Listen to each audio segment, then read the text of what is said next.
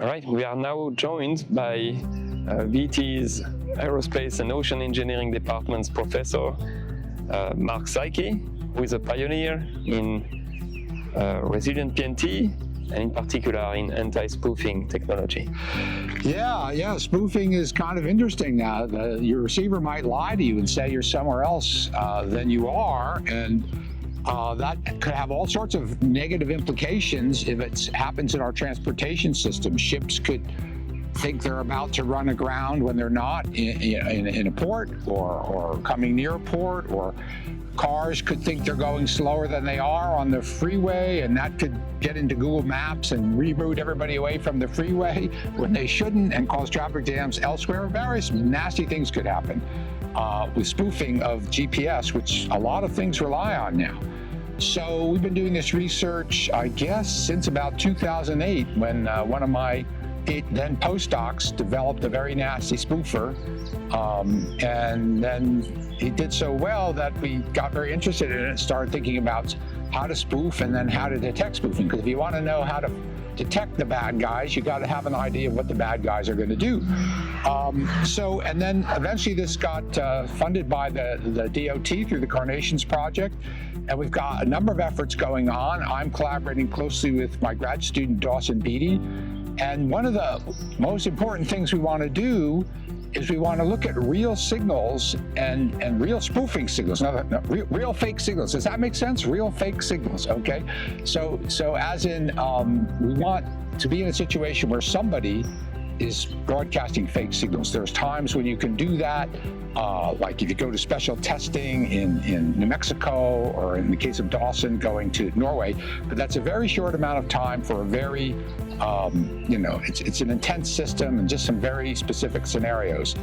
But we need this kind of testing. That's why we want to develop something here where we could have spoofing coming down from that bridge just into this valley, and with all the hills around, we could design a special system that would spoof whatever car that was driving around here. Mark, you mentioned, right, CARNATIONS has wide scope. Yeah. We're going to protect, toughen, right, augment PNT, position, navigation, timing.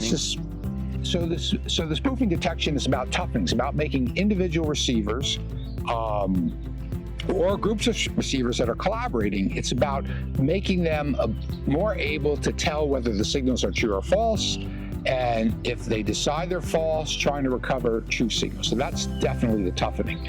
But there was a little bit of augmentation aspect, in the sense of, could we, if we found out they were bad, were there other things we could see that were good?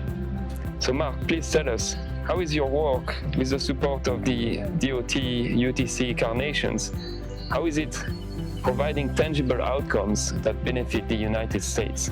I mean, this is a somewhat scary thought, but we're at the point where a bright high school student with $1,000 or so bucks, maybe $2 to spend, maybe less nowadays, I haven't looked at the price, could buy a piece of hardware that basically was could broadcast signals in the GPS L-band, download some software from GitHub, and start spoofing cars. And, I tell you, I did some crazy things when I was a high school student. Not that it wasn't within the realm of possibility, but some kid might say, oh, there's a self-driving car next to me.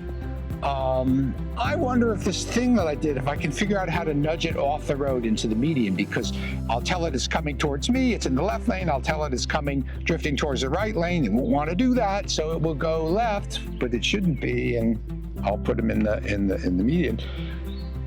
It could kill somebody, it could cause a terrible accident, but high school kids, even smart ones, aren't necessarily people smart. They might do something like that. Please don't do that. If you're a smart high school kid, don't take that challenge. But if we had the system in place, we would know very quickly, the car would know very quickly, and other cars around it, hey, this isn't right, I'm not listening to that, the thing that tells me I'm drifting in that lane, I don't believe it. Now, it might have other problems. It might say to the driver, hey, you got to take control because I have issues with my navigation system. But it's not going to just believe it and drift off into the lane. We did that experiment on the super yacht where we drifted it off. But, we lied to it and said it was drifting off. Now, the people who were piloting the yacht knew it wasn't, so they didn't crash onto the rocks. But we know it can be done. Back then, it took a team of PhDs to do it. Nowadays, not so much. And of course, that's just, we want to keep high school kids from causing trouble. All set? Thank you very much, Okay. Mark. Happy grading. Thank you.